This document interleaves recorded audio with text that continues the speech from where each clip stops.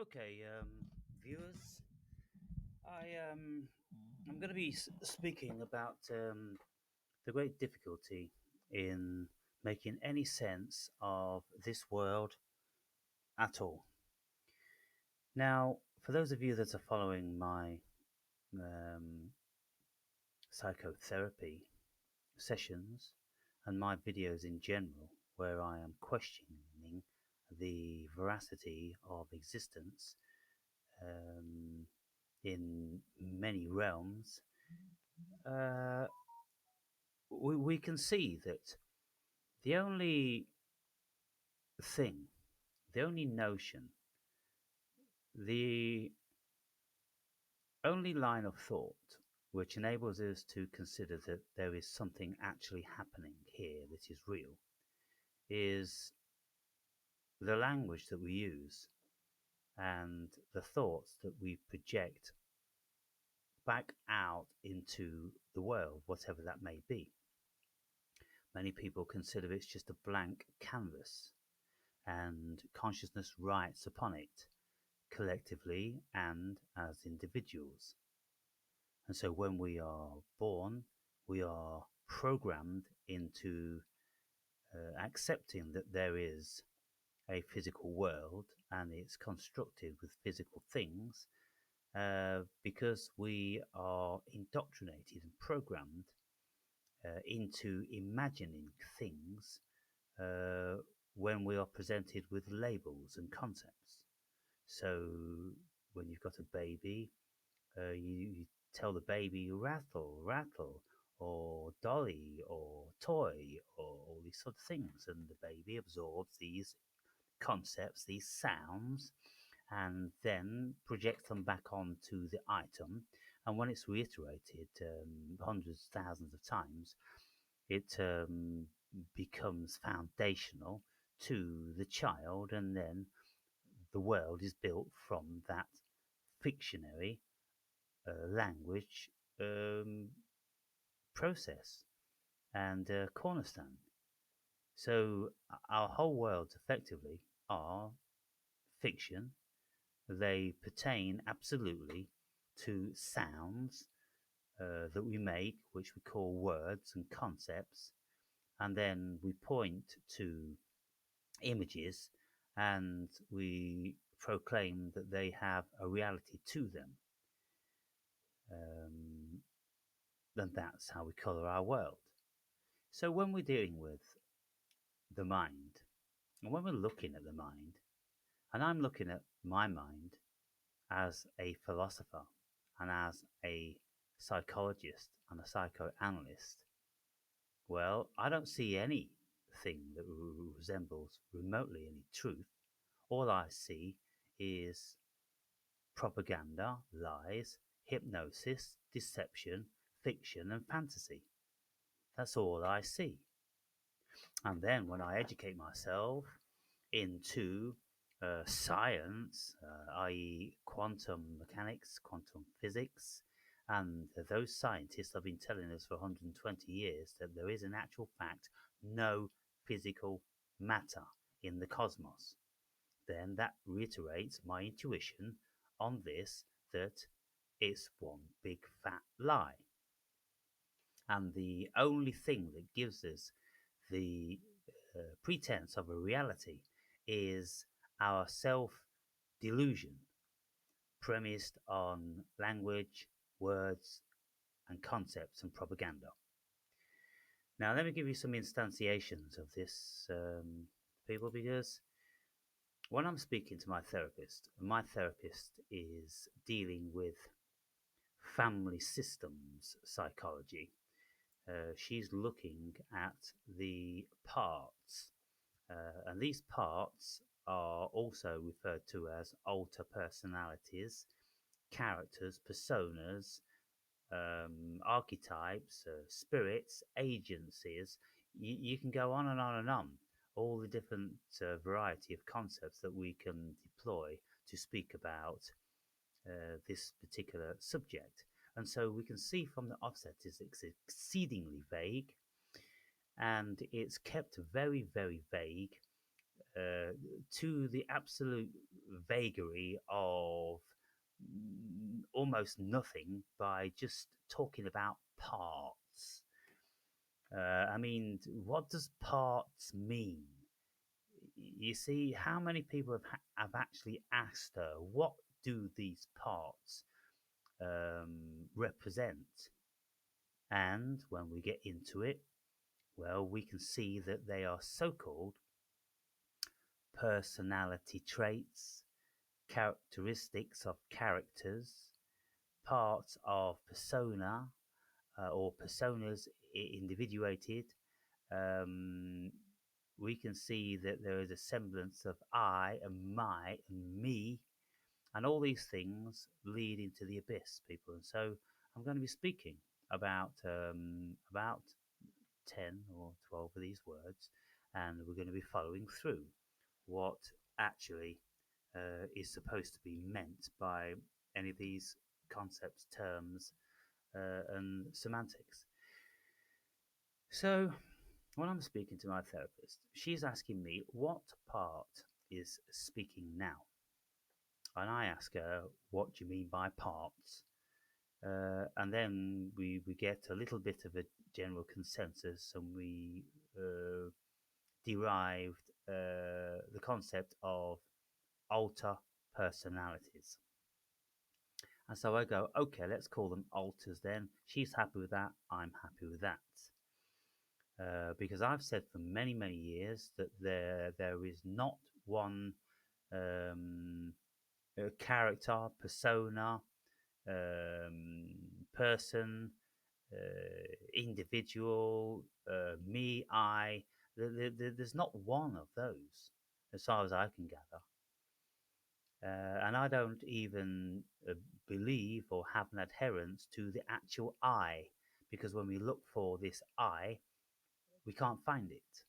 And so, what we discern then by looking at these things is that all we're doing is just toying around and foolishly playing with our own delusion and everybody else's delusion by considering and accepting that these concepts are actually things when they are not things. The things that we are inferring, like personalities and characters and individuals, do not in actual fact exist. So let's just look then first at character. What does character mean? And it says here, a character's definition lies in the unique blend of traits, distinguishing them from others. These qualities encompass a wide spectrum, including personality. So we've already got traits, we've already got personality, which are the parts of a character. So it says, including personalities, values, background, and physical attributes. So it's including a whole bunch of stuff. It is the specific combination of these elements that shapes a character's behavior. Well, I don't think there's anything specific there at all, because we could just keep going on and on and on with that list. But we have to stop somewhere. And so Side Fusion, which is a variety of ChatGPT, wants to stop there for simplicity. And so it says it is the specific combination of these elements that shapes a character's behavior, motivations, and interactions, providing the foundation for their role. Their role. Not its role, their role within a narrative or system. Understanding these distinct qualities allows for better comprehension and interaction with the character. Okay, so, well, what can I glean from that? What is a character? A character's definition lies in the unique blend of traits, distinguishing them from others. So, okay, well, um, some stuff pertaining to the uh, individual and these things and facets and qualities and quantities and physical things and attributes, they go to make up our personality, because what we'll discover later on is that personality is just another way for saying character. So we could say personality has characteristics. Then we can say a character has at least one personality. But then when we look into person, then we'll see that, well, um, these things are all very, very vague. So let's just go on then. We're all very confused at this moment in time as to the character. So when people say so and so's character is this, that, and the other, well, they're inferring that this human being is an individual and it has characteristics which uh, collectively um, produce a character. And this character is the nutshell which holds the characteristics within. And so, if we look at any individual characteristics of a character, then we'll see, oh, they're flamboyant, they're overbearing, they're fun, they can be sad, or they're very animated, and all these different sorts of things. And we'll go on and on and on forever. And so, well, what really is a character? It's whatever you want it to be. It's whatever you, as the individual, shard of consciousness, is picking up on, whatever traits that you consider pertains to that character. So let's just move on into the next one. So personality. Um, in psychology, personality refers to a person's distinctive patterns of thinking, feeling, and behaving. It's a complex interplay of innate predispositions and environmental factors that shapes an individual's unique adjustment to life. Ah, okay, so personality refers to a person, distinctive patterns of thinking, feeling, behaving, complex interplay, predispositions, environmental factors that shapes an individual's unique adjustment to life. So, they've mentioned an individual here, they've mentioned a person, and they're speaking about personality. Well, let's have a look at a few of these other words then, shall we? And see if we can glean anything more from them. What is a person? A person is an individual human being. Legally, it can also refer to an entity recognized as having its own distinct personality, enabling it to act independently. The term can also be used to describe someone's character. The definition encompasses both the biological and the legal understanding of an individual. This understanding can vary in different contexts, such as in law or everyday conversation.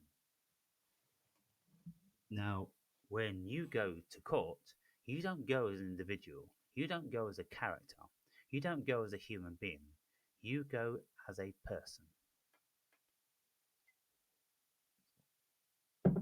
And if you look into legalese law, you'll see that the person is the representative of the fiction of the human being, the mind, the self, the body, and all those things that we can't narrow down.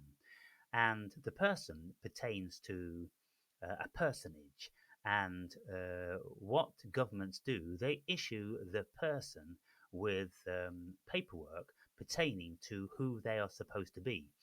And this paperwork is your birth certificate, it's your driver's license, it's your passport, and it states that this person, and the name is always in higher case, which is the language of legalese, which is a language pertaining to the fiction of the personality. Because when you look into Black's dictionary, which is the most substantial and respected dictionary on the planet, apparently, um, uh, it states that this legalese isn't a legal language. It's an invention to create this person within and to issue documents so you get bound into this personage. And then, as long as you say, I am this name in all capital letters, then you relinquish your autonomy as an individual under God. So that's what the person is. The person is a fiction, people. And of course, the person is a fiction because that word derives from persona, which is the Greek word for mask. So we get into very, very dodgy territory. So let's have a look again. A person is an individual. Okay, I wonder if there's any difference between an individual and a person. Well, let's find out later. Legally, it can also refer to an entity recognized as having its own distinct personality. So we're dealing with fiction here, people, aren't we? Because it says it also can and also it can also refer to an entity recognized as having its own distinct personality, enabling it to act independently. Hmm. Okay. The term can also be used to describe someone's character. So, person, individual, human being, character. Well, we've got a whole conglomerate of other concepts there again. And if you ask me, uh, it sounds very murky. So let's go on to the next one. So, persona. A persona is a particular character a person presents, often differing from their private self. It's the facade or the role an individual adopts in specific social contexts. This public facing identity can be shaped by various factors, including societal expectations, personal goals, and the desire to protect a certain image. Understanding someone's persona can offer insights into their behavior and motivations. Well, what that tells us there is that we are never out in the public encountering a true human being. We are never looking at anything which could remotely be trusted because the character we are being presented with, the individual that we are being presented with, supposedly, is donning a persona, a mask, and they are acting within a character. And so, a persona is a particular character a person presents, often differing from their private self. Now, how many of us know that we ourselves have many personas within our so called character? And all the characteristics. So we can see then that, well, everything is Maya when we are dealing with a human being. There is no reality to it at all because everybody is wearing masks. And when would we ever know that someone isn't in actual fact wearing a mask? And what you see is a deep rooted representation of their inner core, psychology, and being. Well, this is very, very a slippery territory, isn't it? And I don't think there's anyone that's ever even remotely worked this stuff out. And if we're looking at the best psychologists on the planet, like Freud and Jung, well, they missed the mark by a long way also. So let's have a look at the next one then. The next one is individual. An individual refers to a single person or thing, distinct from a group or set. This distinction highlights the uniqueness and rights inherent to each entity. Hmm. Like, well, you don't have any rights in front of a court of law unless you accept the person. You have to accept the fiction of the person. And so we're not dealing with human beings, we're not dealing with rights under God, we're dealing with rights within the realm of the matrix and law, legalese, the straw man. That's what we're dealing with. We're dealing with straw men, people. We're not dealing with real human beings. As soon as you accept that you're a person, you relinquish your sovereign rights under God or the cosmos. Let's go through this again. An individual refers to a single person or thing. Well, we've already established that there is no single person or thing because we're already a conglomerate under the uh, label of character. Within the character, there's characteristics and personalities and personas and all these different sorts of things. And so all of a sudden, we've got shapeshifter on our hands again, haven't we? An individual refers to a single person or thing distinct from a group or set. This distinction highlights the uniqueness and rights inherent to each entity. The definition emphasizes individuality in contrast to a collective, suggesting inherent rights that should be protected and preserved for each individual. The concept underscores the importance of recognizing and valuing each person's or thing's unique characteristics and standing. So, when we say that I am an individual, me, myself. Let's not talk about the person. Let's not talk about the personas. Let's not talk about the character. Let's not talk about characteristics. Let's talk about I, me, and mine. But when we look into I, me, and mine, we see that they also slip through our fingers. So bear this thought in mind whilst we just move on to something else. So we are now at the character. A character's definition hinges on the unique blend of qualities distinguishing them from others. This encompasses their physical attributes, personality traits, values, beliefs, and how they interact with the world and other characters. Other characters. These elements combine to create a distinct identity.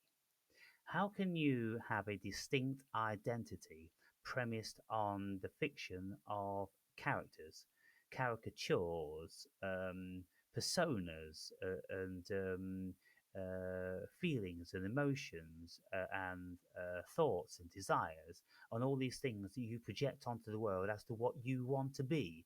I'm a golfer, I'm a carpenter, I'm a physicist, I'm a husband, I'm a dad. What are these things? Aren't you? They're just attributes of the human being. What is you? Oh, well, I mean, me, my body. Well, why do you say my body if that's you? So the body's not you, is it? So what is you? Me. Well, let's have a look what me means in a while. But for this moment in time, these elements combine to create a distinct identity. Really? I can't see that, to be fair. The complexity of a character often determines how memorable and relatable they become. A well defined character has clear motivations, strengths, and weaknesses, allowing for compelling narratives and engaging storytelling. Well, that's not a reality in any shape or form. A well defined character has clear motivations. Well, who could we say has a well defined character? Could we say that Donald Trump has a well defined character? Or could we say he's a slippy individual? Could we say that Elon Musk has a well defined character? Or could we say he's a shapeshifter? I don't think we can say that anybody has a well defined character, except maybe Mr. Blobby and even personality creations like Homer Simpson have very complex personalities because they're changing all the time. Homer Simpson has surprised us every single day for many, many years with his idiocracy and sometimes his genius and all different sorts of things like that. So let's have a look at the next one then. What's the next one? The next one's my. So, based on the research results, my is a possessive pronoun that indicates something belongs to or relates to the speaker. Oh, okay. So we're talking about the speaker then. We're not talking about an individual. We're not talking about a person. We're not talking about a character. We're not talking about a human being. We're talking about a speaker. We're talking about a verb, people. So if you say mine, then you're not speaking from a human being's perspective or standpoint. You are on very shaky ground because you are only speaking from a verb. So, based on the results, my is a possessive pronoun that indicates something belongs to or relates to the speaker. It signifies ownership, agency, or personal connection, The word is used in relation to the speaker or the person speaking. So, well, we know that the person is a legal fiction, and we know that the speaker is a verb. And so, what actually is my then? And who is speaking? Who is saying my? Let's get to the root of this my business. You would think you could find it in the I. Let's have a look then to see what that is. But first, let's look at agency. So, in psychology, agency refers to the concept of a person's ability to initiate, control, and feel responsible for their own actions and the consequences of those actions. It encompasses the sense of being in charge of one's own life and the belief that one can influence and determine their own outcomes. Oh, goodness me. Well, we're going to have to look at own, aren't we? Own. Well, you can see that one's own, the word in general, own, means that you own something, you possess something. So it's not you, then, is it?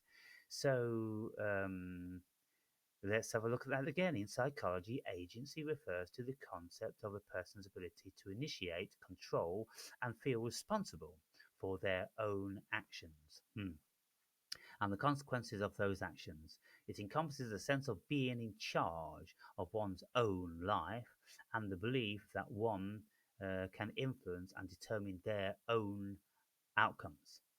Okay, before we go to own, then let's have a look at I. I mean, I is supposed to be fundamental, wouldn't you think? I, me, my, myself, and all this sort of thing. So, what does I mean? The word I is a first person singular pronoun used to refer to the speaker or writer. Now, from the bat, it's saying that I isn't you. The I is a verb, and the verb is referring to something speaking. And so the word I is a first person singular pronoun used to refer to the speaker or writer. So it's referring to an attribute of a being, something that writes and something that speaks. That could be a computer. What is it? Like, I am robot. And so we're already seeing that I doesn't necessarily conclusively mean you, a human being. It's just a semantic which dodges the actual question. It is the subject of a verb. Subject of a verb, a doing. So when the speaker or writer is performing an action, for example, I am going to the store. Oh, well, I am going to the store. That's a verb. But if I want to know what I is, then it says that I is referring to the speaker or the writer. Ah, which are characters of the said being. So we're going round in circles. You see how we're shape shifting here, people?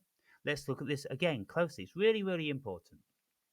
The word I is a first person singular pronoun. And so from that, then you would think singular. Okay, we're getting there. I'm a singular entity. But then it states, well, it's a singular pronoun. It's something that becomes before a noun. And individual, a human being, um, well, I mean, what actually is a noun? Is a noun a body? Is a noun a brain? Is a noun a human? Well, all these things could be considered to be nouns, like a car could be considered to be a noun, a pencil, and all those sorts of things.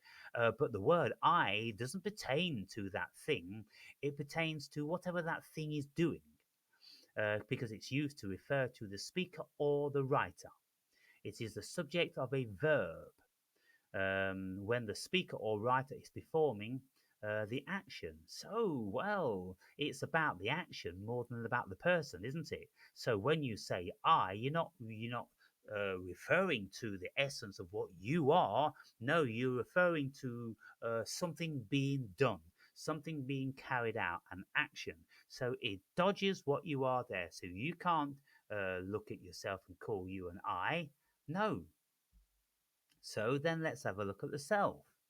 Self definition refers to the unique characteristics. So all of a sudden, we think we're a self and we think we're an I, but all that's doing is dodging the actual the point of what we're trying to get to, and it's deflecting us back to the periphery things, like the persona and the personalities and the characteristics and the alters and all these different sorts of things. We can't find the self.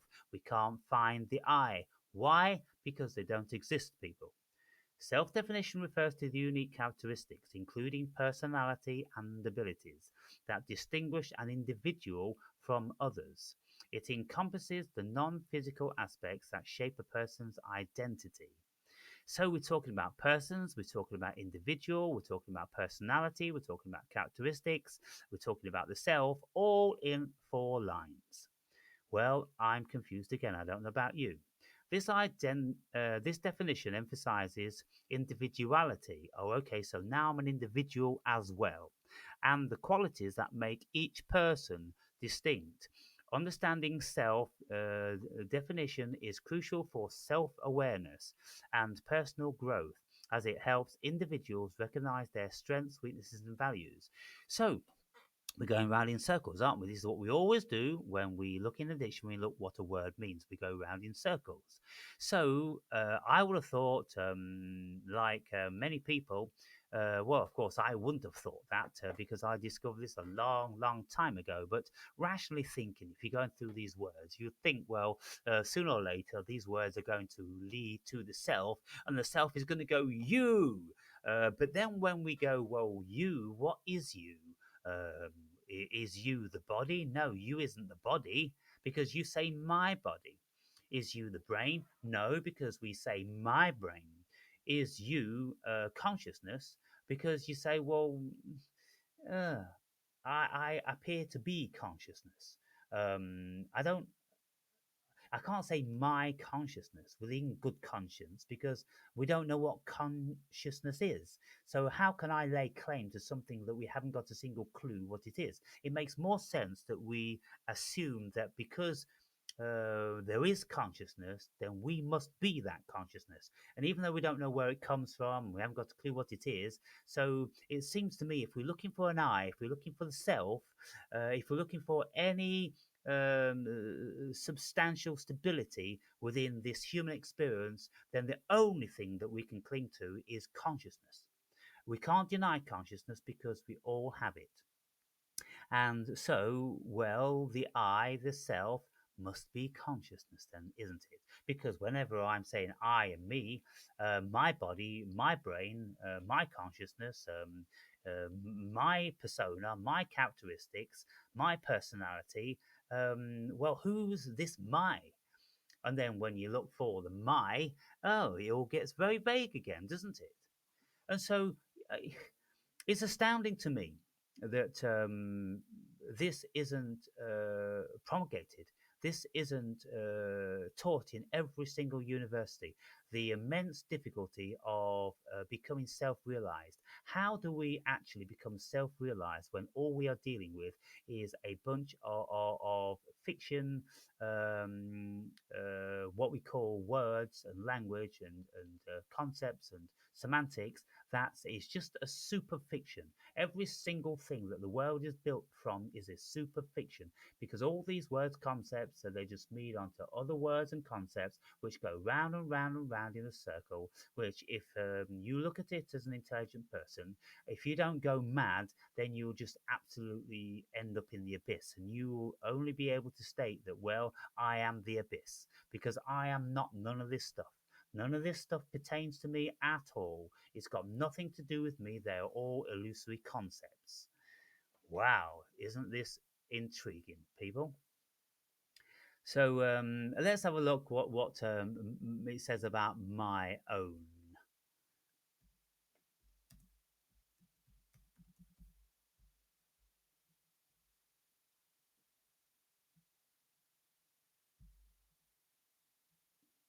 My own emphasizes that something belongs or is related to one's self. Well, we've already discovered that there isn't a self. So that means that there's no such thing as my. So Mayo emphasizes that something belongs or is related to oneself, or that something is done by oneself independently. It's used to highlight a specific connection or action that is uniquely tied to an individual. For example, I have my own car, emphasizes that the car belongs solely to me. Well, we know that there's no me, we know that there's no my, and if we look very, very closely, we'll discover that there's no car either. Because what is car? Well, it's a concept for a whole conglomerate, a billion things of raw materials and engineering and physics and mechanics. And you've got the elementary facets of it. You've got the body on a chassis sometimes, or what do they call them? Uh, these bodies like beetles have. It's called an exoskeleton. An exoskeleton. So cars these days they don't have chassis; they have exoskeletons. So when you look at what a car is, you think that there's a car, and you think that cars are real. And look, there's a car over there; it's real, Aaron. But when you look at what a car is, well, it's just a concept. So what does a car describe? Well, it describes physics and engineering and raw materials and chemistry and biology and the air and fire and earth and water. It's everything. So every time we look at any single thing, it's everything. Well, what is everything? Well, you may as well say it's nothing, because if something is everything, well, what does that really mean if it's everything? If everything is everything, well, everything may as well be nothing then. That's much more simple. It's exactly the same, people. Everything is exactly the same as nothing. So, therefore, then, we may as well just settle that there's nothing here. It's like the Hindus have the Buddhists. For thousands of years. They realized this a long, long time ago. It's all Maya, all this silly language and concepts and witchcraft and skullduggery. It's all fiction. It's all wizardry and fucking witches and eye of a bat and ear of a fucking newt. That's all that's going on in this world. What do you have to say about that? Anything? How do you feel about that? Have you questioned things like that? Have you thought about things like that? Do you actually ever go online and ask these questions yourself? I could have done this with Maya or Miles, and I would have tied them all in knots and thoroughly embarrassed that system, because with all of its information of trillions and trillions and trillions of bytes of information from all human beings that have ever lived, the AI couldn't tell me what the I is, because it's got no idea. And so this is where I am, people, and this is why I'm often blustering about the second coming of Christ and my self-realized God consciousness and everything is Maya and all the rest of it. Because when you are a thinking person of some intelligence and you ask these questions and you look for the answers, there are no answers. They just go round and round and round and round. And so, what has happened here? All we've had in this 1, 2, 3, 4, 5, 6, 7, 8, 9, 10, 11, 12, all we've had is these words bounded around again: personality, characteristics, person, character, human, I, me, mine, individual. Well, what has it all amounted to? It's amounted to nothing. It's amounted to absolute nothing. All it's done is it's clearly taken us into the abyss of nothingness. And the only thing which is there in nothingness, not even consciousness, because when you go into the nothingness, people, when you go into the pure awareness, all there is awareness of awareness. There is no consciousness of an I or me or thinking or anything like that. There is just awareness of awareness. And I've been into this awareness of awareness for a long time, for several hours. And it was a very, very, very peaceful and beautiful and bizarre place to be. And that seems to me to be the quantum field, the realm where everything comes from. Now, I was just listening to a physics video, and what they're thinking about quantum computers and supercomputers and this, that, and the other. And they're saying, well, these quantum computers have discovered something called the Seraphim dimension.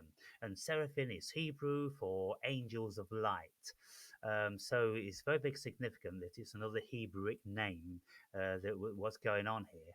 And so they reckon that the cosmos is just light, it's just energy, photons. They reckon that all atoms are photons, fundamentally photons. So it's light, people. And so when the Jews speak of seraphim, these glowing angels of light, well, that's what now these scientists have adopted that word, and so we're getting more and more religious again, of course. And what these scientists are just tentatively toying around with, they're saying maybe this seraphim dimension um, is consciousness, and I'm like, hello, for fuck's sake, it's took you guys how many thousands of years to get to this point when people, just meditators, have known it 2,000, 5,000, 10,000, 100,000 years ago. That the fundamental premise of the cosmos is only awareness. And out of awareness comes consciousness. And out of consciousness comes all these concepts and all these stupid things that you're dealing with every day. And your stupid numbers and your stupid words and your stupid language, which invent the fiction. And you've got no fucking idea what's going on because your myopic minds are trapped within that level. Can you see my frustration, people? The so called geniuses on this world are they're feeling around for the door handle in a fucking completely darkened room. They've got no fucking idea what they're doing. And they get Nobel awards, and they get fucking all different sorts of acclaims and accreditations. And at the end of the day, they don't know anything. They're all they are is stuck automaton within a fiction of a world. They are little more than Bart Simpson. I'm telling you now, all these so-called biggest brains on this planet, they are nothing more than an animation like Bart Simpson, because that's all they're doing. They're being animated and programmed and manipulated by the fiction of language and concepts. They're just being deluded on so many levels. You see, they are scientists and not philosophers. If one of them was a fucking philosopher, like maybe there's a couple of them that are, then all of a sudden they'll start really to get a handle on it. And any scientist that has also got a degree in philosophy, should be putting the pieces together, but they daren't because they'll get rode out of town because no scientist respects philosophy. When it's kind of like, who would really really really vehemently defend their belief system? A religious person. So that's why science is a religion. It's scientism. It's a religion, people, and they will ride anybody out of town which remotely tries to bring spirituality, consciousness or philosophy into the scientific equation. And what a very very very very very few people are trying to encourage others, and the only people that can really do this without getting hung are people who have very very high accolades within the scientific realm. And there's one particular guy who invented um, the CPU unit, and he's saying to people now, to scientists, he's saying, "Listen, colleagues, you are never ever going to progress any further. You're down a dead end. You're only going to progress further if you really, really start to nurture your intuition, and if you start to come from a purely cosmic conscious state of awareness. You have to try to come from that level of awareness. That's where I'm coming from. That's where naturally I'm coming from. I haven't had all the perversions of being indoctrinated into these doctrine schools and these deceptions. And so that's why maybe one of the reasons I can think so outside the box. because I look at all this stuff and I have the privilege of looking at everything on the planet without being biased about any of it. And taking all these entheogens and meditating for all this long, then it's given me the greatest of insights. And so that's where I am now. And it's very frustrating because it looks like it's going to take another 10, 20 years before any of this stuff is going to be even remotely acceptable.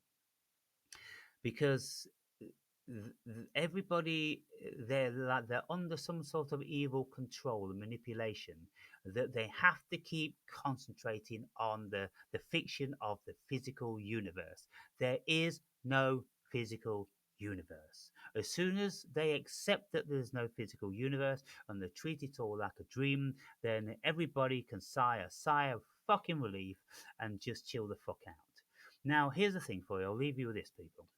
Why is it that you think that uh, when we have all these movies of the sci-fi movies of going to space and computers like HAL in, Hitchhiker's Guide to the Galaxy or all this sort of thing, you've got the movies like Mother, the computer that's, vastly intelligent, tapping into the nature of the cosmos and all this, making human beings look ridiculous.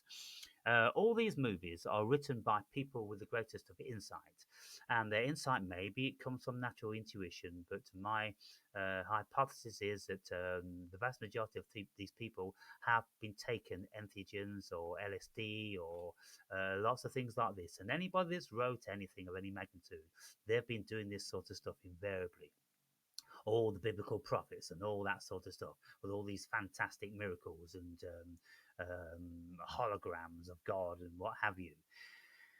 So it's consciousness, people. That's all that's here, consciousness. And consciousness is projecting what David Bohm, the Nobel laureate, he was a Nobel Prize winner for his theoretical physicist. He died in the late 80s, I believe. David Bohm, and he said this thing that we know as the world is a variety of holograms. There is no physical matter. And of course, anyone that's a serious scientist must take on board what quantum physicists have been saying for 120 years. They absolutely cannot dismiss this. But how many scientists do? They just carry on regardless of what was said. And it's still said every single day all over the world. There's never been anybody that's refuted the seeming fact that there's no physical matter here. The scientists cannot find physical matter. So anyway, people, this is a pretty complex and complicated video. Um, I'm just wondering if any of you ever contemplate these things, and if you do, what level, and do you follow my rationale? Uh, what do you think about this stuff, and what's your hypothesis, if you have any, on the nature of reality? Um, these are the things that drive me on. These are the things I'm interested in. And these are the things I'm always speaking about, but I can't get this detailed unless I follow a particular format. And most of the time, I don't follow a format, I'm just free flowing.